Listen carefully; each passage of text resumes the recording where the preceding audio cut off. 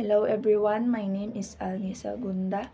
So today, me and my group mates are going to discuss the chapter 10, which is the Jose Rizal and Philippine Nationalism, Bayani and Kabayanihan. So this is our learning outcomes. At the end of this chapter, students must be able to define the meaning of the word hero. Second is interpret views and opinions about bayani and kabayanihan in the context of Philippine history and society. And the last is assess the concepts of bayani and kabayanihan in the context of Philippines history and society. So now, let's start first with the outlining Jose Rizal as a bayani. So in the late 19th century, more Filipinos from Luzon were compelled to revolt against the colonizer and fought for their liberation. So dito na nag-start yung movement ng Katipunan ni Andres Bonifacio. Sinimulan nila ito to fight the Spanish forces and also to regain every right that was taken from them. So, there is a need of a leader or hero leaders to at least unite and influence other Filipinos to join their campaign for reforms and obtain the freedom that they were longing since then. So, many Filipinos at that time became the source of inspiration. So, one of them is si Dr. Jose Rizal. Okay, so there are a lot of discussions concerning Jose Rizal as a hero and, of course, as a bayani. So the term hero is defined as the person noted for his or her courageous acts or nobility of character. So the word hero is originated from Latin, Old French, and Greek from a coined term which means demigod. Kaya siya tinawag na demigod kasi meaning is a defender and protector. So more common is a man or superman strength or physical courage or a person who exhibits great bravery. So yun yung meaning ng hero. So due to his countless sacrifices and endeavors, Jose Rizal is tagged as a hero in the Philippines. Okay, so Jose Rizal is tagged as a hero in the Philippines because of his acts. So particularly his writings. Yung mga sulat niya is nabuhayan yung ibang mga Pilipinos na makalaya sila sa kamay ng mga Spanish. Okay, so in an article published by Inquirer.net, Ambet Ocampo presented that the word bayani is more than and richer than the word hero. So, according sa Vic Santos Viscasan Dictionary 1978, the word bayani has the same meaning with the term hero but several distinctions. So, yung hero sa Tagalog is taong makabayan or mamayani. So, on the other hand, Zeus Salazar had collected various definitions from local ethno-linguistic communities, of which the word bayani is similar concepts related to the Austronesian word wani, meaning helping and being compassionate with others. So, according to Chua 2018, the word bayani may mean someone who gives service to the bayan without expecting anything in return. Okay, so the difference between heroes and bayani, yung heroes kasi is ito yung mga taong matatapang, malalakas, or should we say demigod. Example, yung mga superheroes, ganon, yung mga mga mythical heroes, ganon sila. So, while yung bayani naman is, ito yung mga taong nagsiserve sa kanilang bayan na walang hinihintay na kapalit. So, katulad na lamang ni Rizal, sa kanyang mga gawa, mga sakripisyo, kaya siya na tawag na bayani. So, hero as a term can best be defined as a person who possesses a great courage, strength, and moreover, a demigod. So the term bayani in its cultural context is a Filipino who did exemplary acts for his community. Katulad na lang ni Rizal. Kaya siya tinawag na bayani kasi marami siyang nagawa sa ating bayan. So, sa ating community pala. So, in Filipino context, bayan. So, Rizal's love for the Philippines qualified him to be called as a bayani. Kaya siya natawag na bayani kasi yung mga gawa niya, yung mga love niya sa Philippine country. So, he defended and even showcased his great concern towards his countrymen through his valuable writings, not for oneself but for the good of the others. So, ganon si Rizal ka mahal sa kanyang mga kababayan. Ganon niya sila kamahal. So, through education, Jose Rizal envisioned a country free from any oppression and thus would help Filipinos to love the country more, promote the progress, and be the great leaders in the nation building. So Chua concluded that a hero and a bayani may be different in an academic sense. So nag-conclude si Chua na yung hero daw at yung bayani ay may magka-different sa academic sense. So he believed that heroes or our national heroes are special in terms of their immense contributions to nation building, and thus he reminds us that in our own special way we can also be bayani in our own ways. So according to Chua 2018. So now let's proceed to the classification of a hero. So throughout the history, there are different types or kinds of heroes. There are identified and classified in every period of time. So here are some classifications that form a hero based from their manifested gallantry, principles, and heroism. So the first one is the pre-colonial hero. So oral traditions had provided us information about these heroes or bayani, who had manifested their skills with mythical abilities and enormous strength. Their characters are presented as somewhat full of mystery, mystical, or having a nature of supernatural ability. So, according to Scott 1988. So, heroes are classified as epic hero and mythical hero. So, yung epic hero is ito yung mga taga-salba ng kanilang or savior of their communities. Pagtanggol sa kanilang bayan, ganon. And also, yung kapag may mga enemies ito yung mga namumuno. Sila yung mga namumuno, yung mga epic heroes. So, while yung mythical hero naman is more focuses on their culture and their values. Okay, so now let's proceed to the colonial heroes. So with the atrocities experienced in the country, colonial heroes are the first who carried out organized revolts against the colonizers. So for more than centuries, Filipinos had suffered much, particularly in relation to religious, economic, educational, and political freedom. So from the past centuries, yung mga Pilipinos ay sobrang naghirap sa kamay ng mga Spanish, and nagsuffer sila particularly in relation to religious, sa economic, sa kanilang mga educational and political freedoms. Wala talaga silang kalayaan. So these factors contributed to their long struggle. So hence they wage war against Spain. So these colonial heroes are named as the native heroes and revolutionary heroes. So first is, so yung colonial heroes ay may dalawang klase na heroes, which is yung native heroes and revolutionary heroes. So first is native heroes. So native heroes are the people who first manifested resistance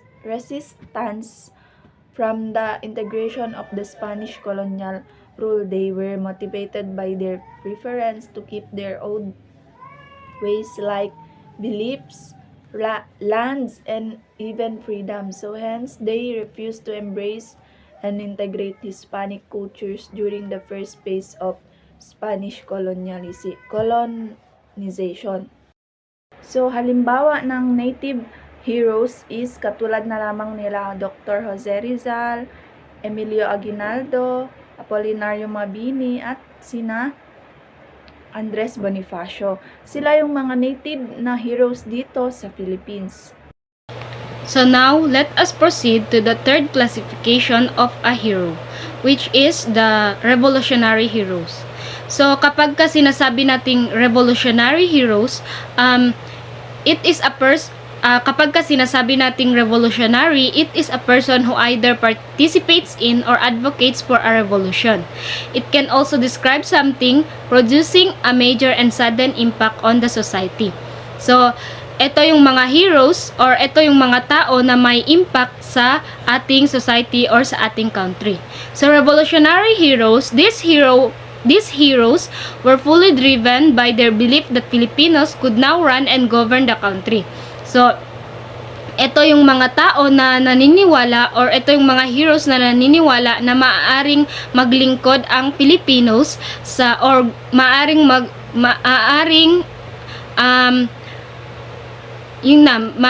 maglingkod ang mga Pilipino sa ating country. So like for example, sina Apolinario Mabini and Andres Bonifacio and Jose Rizal. So revolutionary heroes are classified as unknown heroes, and martyrs. So let's start first the known heroes. So known heroes, also known as popular heroes who had done remarkable contributions against Spain. So yun na yung example is si Andres Bonifacio, Jose Rizal. Sila yung mga popular heroes na may remarkable contributions against sa mga Spaniards. So unknown heroes, also known as unsung heroes, who contributed significantly at certain stages of the revolution but remain unrecognized due to political and academic reasons. So yung unknown heroes naman, ito yung mga may naiambag or may naitulong sa against sa mga Spaniard, pero hindi natin sila kilala kasi nga unknown heroes sila. Can be unrecognized sila. It can be unrecognized due to political and academic reasons. So yun yung reason bakit hindi sila nakilala sa ating country. So one of the example here is si General Macario Sakay. So si General Macario Sakay ay isang barber at member din siya ng Katipunan.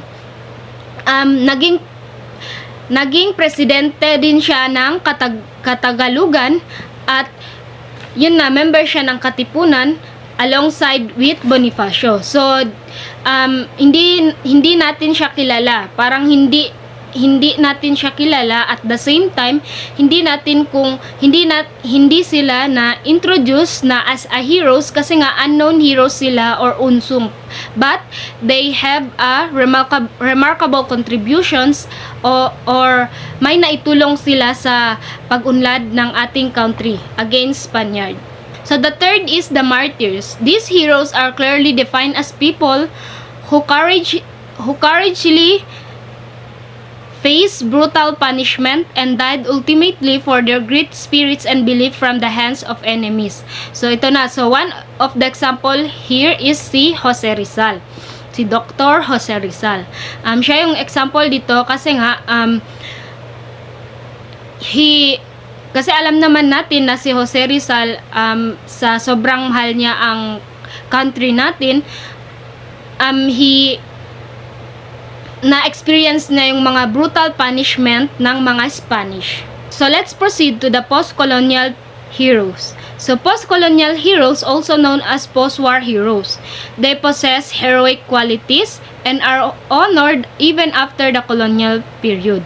So ito yung mga post-colonial heroes naman na ito, like for example yung mga sundalo na ipinanglaban sa war or sa gera. So sila yung mga post-colonial heroes pagkatapos na ng war or pagkatapos na ng war, or pagkatapos silang isabak sa gera, ino-honored sila, even after the colonial period, or even tapos na yung gera or war. So these heroes are categorized as political heroes.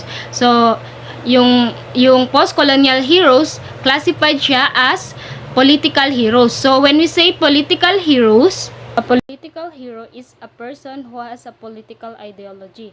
So yun na, parang may connection siya sa politics.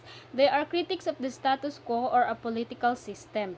With that, they are often regarded as state enemies and in long run become victims of states and political violence. So political heroes can be further classified in two.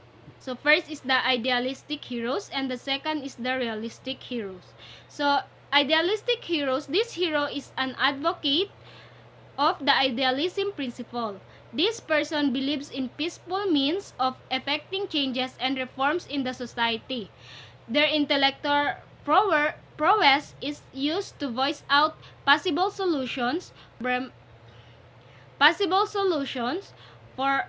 existing problems rather than solving out through violent means. So yung idealistic hero, sila yung mga taong naniniwala na makakamtan pa rin nila ang peace, makakamtan pa rin nila ang peaceful solution throughout violence means. So throughout hindi sila nakikipaglaban, yung ganon. And the last is the realistic hero. So this hero prefers fast and practical answers to resolve any existing social and political problems.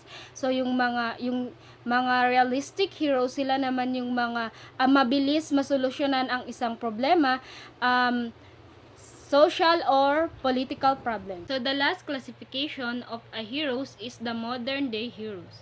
So modern day heroes are classified as heroes or bayani in the new era. They emerge because of the changes brought by the changing views of political, social, and economic life in the post-colonial setup. So ito na yung mga modern day heroes natin, or ito na yung mga new heroes natin or bayani in the new era. So these heroes can be further classified into three. So first is the athletes, second is the artists, and the last is the overseas Filipino workers or OFW. So athletes, they are acknowledged greatly because of their victories in the field of sports. They are even looked at by the many as role models and promoters of good health and sportsmanship. So ito na, marunong silang sa athletes. One of the best examples of a role model in the sports, particularly in the field of boxing. So kilala naman natin si Senator Manny Pacquiao, marunong siyang he is good in boxing. So sa way na yon, mas nakilala ang ating bansa dahil sa angkin niya ang galing sa pagbaboxing. So the second is the artists. These are artists who excelled in their respective artistic crafts that are honored in our very own country and in the globe. So ito na yung mga they can be singers, painters, actors, and TV personalities, writers or novelists, and etc. So ito na yung mga artists, yung may mga nakukuha silang award sa ibang country kasi sa angkin nilang galing sa pagsising or pagpe-paint, and actors or TV personalities. So the last is the overseas Filipino workers or OFW. So they sacrifice so much for their families. Due to their ardent spirits and zealous love for their families, they earned the title as ang makabagong bayani ng ating henerasyon, according to Maranan 2015. So yung mga family natin sa ibang bansa na nagtatrabaho, they are they are honored as makabagong bayani ng ating henerasyon. Yung mga family natin na nasa ibang bansa, they are as makabagong bayani ng ating henerasyon. Kasi isinakripisyo nila ang kanilang buhay na magtrabaho sa ibang bansa kahit hindi nila alam kung ano ba yung mangyayari sa kanilang buhay doon. Nag-sacrifice pa rin sila para sa kanilang family. So, kaya kapag may family tayo na nasa ibang bansa, dapat grateful tayo kasi they are the heroes or makabagong bayani ng ating henerasyon. So now, let us proceed to the Jose Rizal as our national hero. Who made Jose Rizal as our national hero? So dito, malalaman na natin kung saan ba nagsimula lahat kung bakit naging national heroes natin si Rizal. So, there are scholars who have questioned Jose Rizal's position as the Philippines national hero. So, may iba pa rin na nagtatanong na kung bakit nga ba si Jose Rizal ang ating national heroes.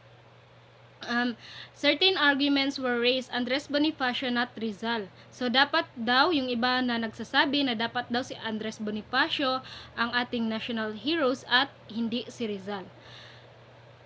Should be the country's iconic hero. History will tell us that Jose Rizal heroism and else. So, dito malalaman natin kung paano nga ba nagsimula ang lahat. Kung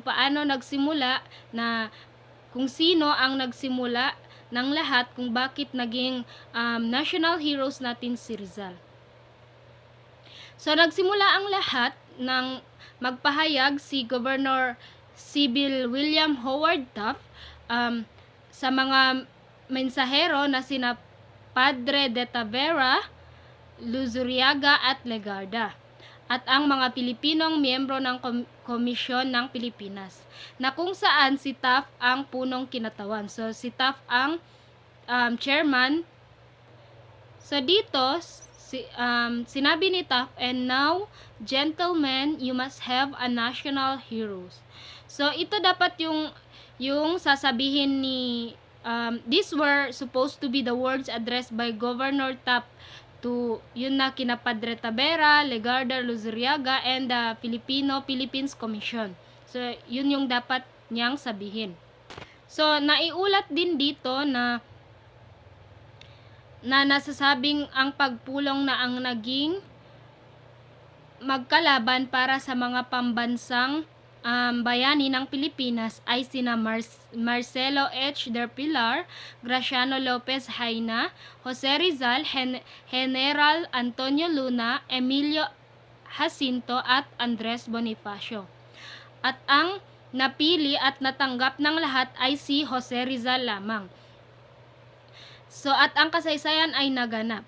So yun na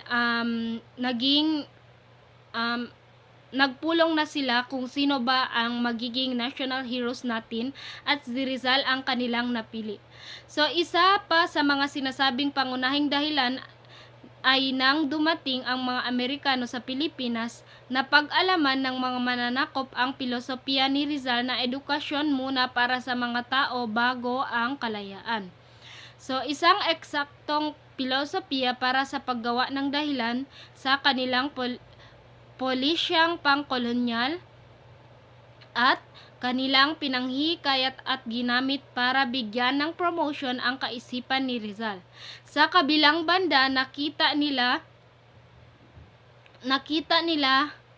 si Bonifacio isang pangkaraniwang tao. So, si Bonifacio daw ay isang pangkaraniwang tao lamang. So, kilala bilang isang mapanganib na naninindigan sa paggamit ng armas para pagsira sa kanilang layunin na hikayatin ang mga Pilipino na huwag gumamit ng armas laban sa kanila.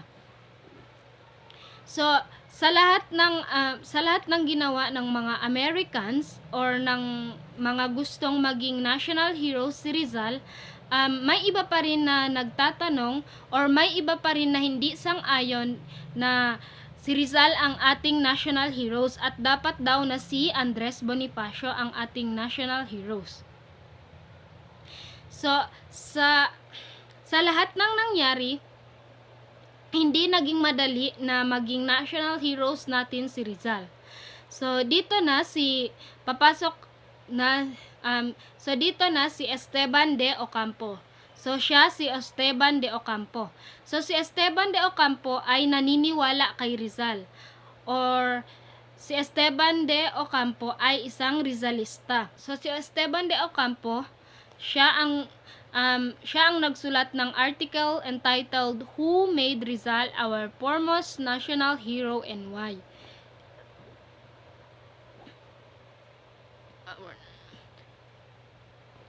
He exposed the dignity of why Jose Rizal is our national hero. So dito na in-expose niya sa kanyang article na kung bakit nga ba si Rizal ang ating karapat-dapat na heroes. So he presented distinctive information that will clarify Jose Rizal as our national heroes.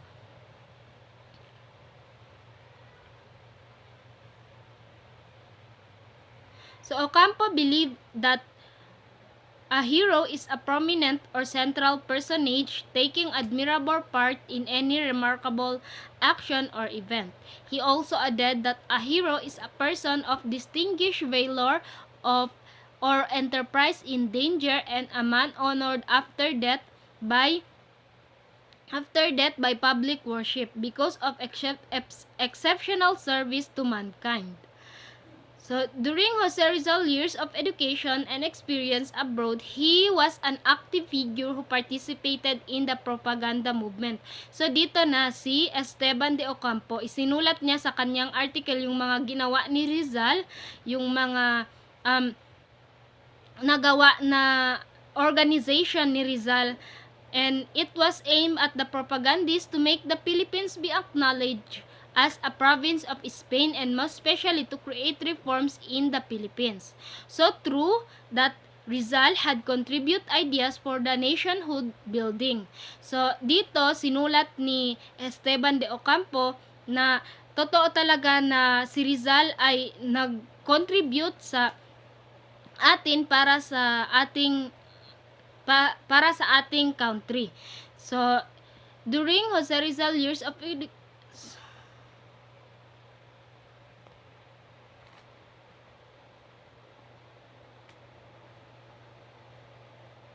So, his writings, like the Noli Me Tangere and later on the El Filibusterismo, had inspired more Filipinos' freedom advocates during his time. The book had triggered most of the friars and even threatened Filipinos for reading and owning one. Thus, it paved the way to create the Noli Phil Bill, known today as the Republic Act 1425 or Rizal Law. So dito sa article ni Esteban de Ocampo, isinulat niya yung mga naging organisasyon ni Rizal or yung mga naging contributions ni Rizal para sa ating bansa. So para mas mailaban niya na dapat si Rizal ang ating national heroes at na karapat dapat na ating national heroes. So yun lang.